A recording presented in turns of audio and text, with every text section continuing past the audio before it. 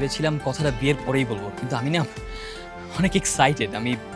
আমি আর তর সইতে পারছি না, তাই ভাবছি কথাটা এখনই বলে দিই।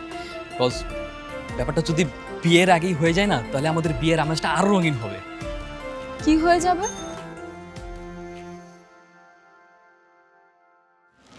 আমাদের ভালোবাসা, মানে মানে আই লাভ ইউ। হোয়াট? আপনি কি আমাকে প্রপোজ করলেন?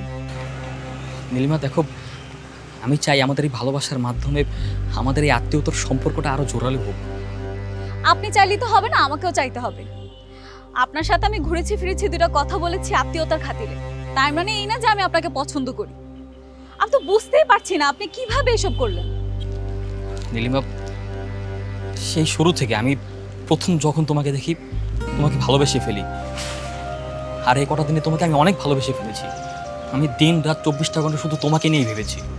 আমি আপনাকে পছন্দ করি না, আপনাকে ভালোবাসতে পারবো না। I am so sorry.